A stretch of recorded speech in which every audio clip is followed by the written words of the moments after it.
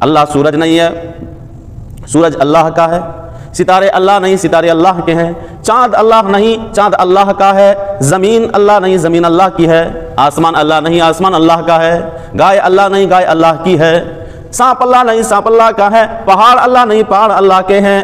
یہ ساری کی ساری چیزیں اللہ کی ہیں، تو جو اللہ کی ہیں اس کی عبادت کیسے کی جائے گی؟ اللہ سبحانہ و تعالیٰ کا انسانیت پر بہت بڑا احسان ہے۔ یوں تو انسانیت پر اللہ سبحانہ و تعالیٰ کے احسانات بے شمار ہیں، لیکن ان میں بڑا احسان جسے اللہ سبحانہ و تعالیٰ نے خصوصی طور پر ذکر فرمایا ہے، اور وہ ہے آپ صلی اللہ علیہ وسلم کی بعثت، آپ صلی اللہ علیہ وسلم کی رسالت، آپ کو رسول بنا کر کے بھیجا گیا ہے۔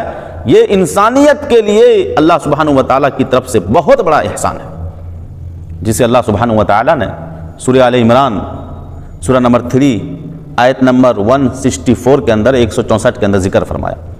لقد من اللہ علی المؤمنین اذ بعث فیہم رسولا من انفسہم یتلو علیہم آیاتہ ویزکیہم ویعلمہم الکتاب والحکمہ وإن کانوا من قبل لفی ضلال مبین۔ اللہ نے فرمایا لقد من اللہ علی المؤمنین، مومنہ پر اللہ تبارک و تعالیٰ کا بہت بڑا احسان ہے۔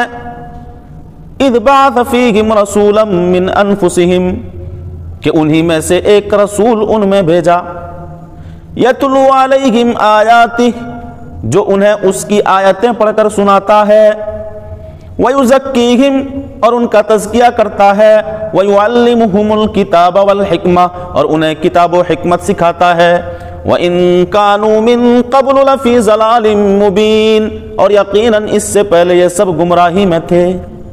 اللہ اکبر۔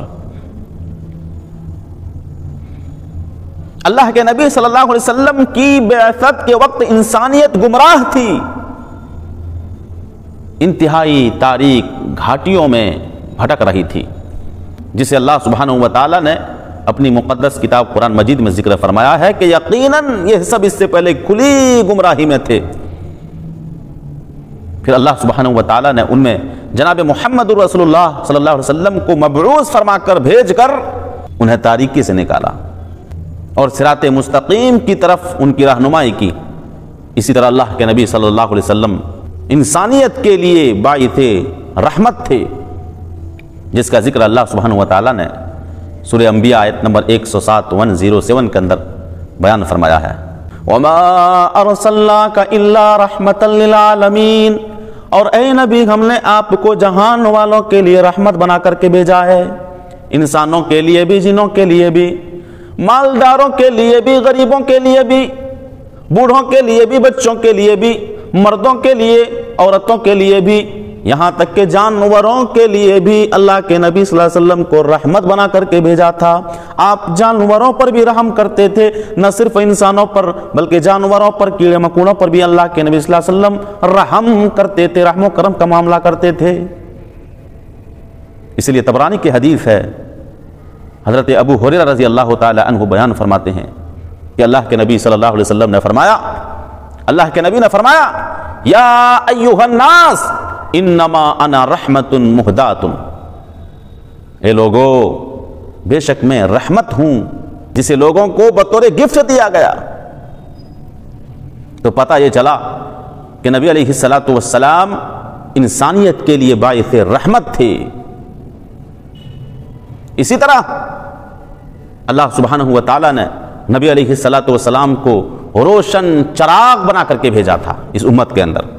جس طرح چراغ سے اندھیرے دور ہوتے ہیں، اسی طرح نبی علیہ السلام کے ذریعے کفر و شرک کی تاریکیاں دور ہوئی۔ اللہ اکبر۔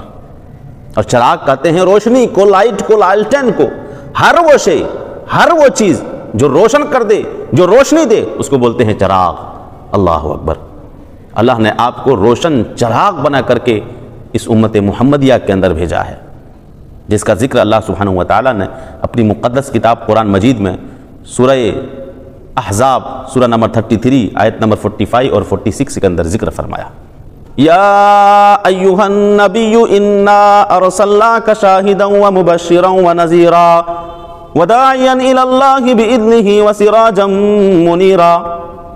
اللہ نے فرمایا یا ایھا النبی، اے نبی علیہ الصلوۃ والسلام، انا ارسلناک شاہدا ومبشرا ونذیرا، بے شک ہم ہی نے آپ کو گواہیاں دینے والا اور خوشخبریاں سنانے والا اور ڈرانے والا بنا کر کے بھیجا ہے۔ قیامت کے دن اللہ کے نبی صلی اللہ علیہ وسلم لوگوں کے لیے گواہیاں دیں گے اور خوشخبریاں سنانے والا۔ نبی علیہ الصلوۃ والسلام خوشخبری یوں سناتے ہیں کہ اگر تم اچھا کام کرو گے، نیکی کا کام کرو گے، اچھا کام کرو گے تو تمہارے لیے جنت کی خوشخبری ہے، اور اگر تم برا کام کرو گے تیرے لیے عذاب ہے، تیرے لیے جہنم ہے، دوزخ ہے۔ تو ڈرانے والا بنا کر کے آپ کو بھیجا گیا۔ آپ شرک سے روکتے، بدعات و خرافات سے روکتے، برائیوں سے روکتے کہ لوگوں آگاہ ہو جاؤ، ڈر جاؤ، اللہ کے عذاب سے ڈرو، جہنم سے ڈرو، دوزخ سے ڈرو۔ پھر آگے اللہ رب العالمین نے ذکر فرمایا وَدَاعِيًا إِلَى اللَّهِ بِإِذْنِهِ وَسِرَاجًا مُنِيرًا، اور اللہ کی اجازت سے، اللہ کے حکم سے اس کی طرف بلانے والا بنا کر کے بھیجا گیا ہے۔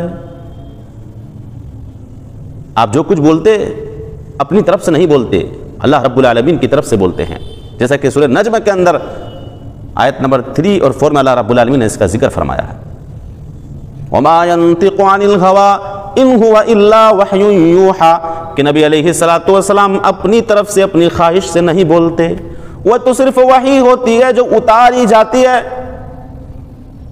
پتہ یہ چلا کہ اللہ کے نبی صلی اللہ علیہ وسلم اپنی طرف سے کچھ نہیں بولتے، اللہ کی اجازت سے بولتے ہیں، اللہ کے حکم سے لوگوں کو اس کی طرف بلاتے ہیں۔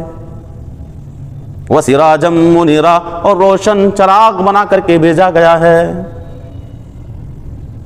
آپ آئے تو آپ نے کہا کہ لوگوں ایک اللہ کی عبادت کرو، اس کے ساتھ کسی کو شریک نہ کرو، سورج کی پوجا نہ کرو، ستارے کی پوجا نہ کرو، چاند کی پوجا نہ کرو، درخت کی پوجا نہ کرو، پیڑ پودوں کی پوجا نہ کرو، بلکہ ایک اللہ کی پوجا کرو جس نے ان ساری چیزوں کو پیدا فرمایا ہے۔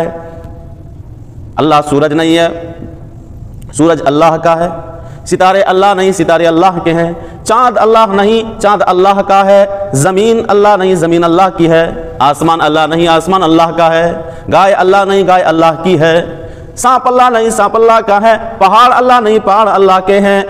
یہ ساری کی ساری چیزیں اللہ کی ہیں، تو جو اللہ کی ہیں اس کی عبادت کیسے کی جائے گی؟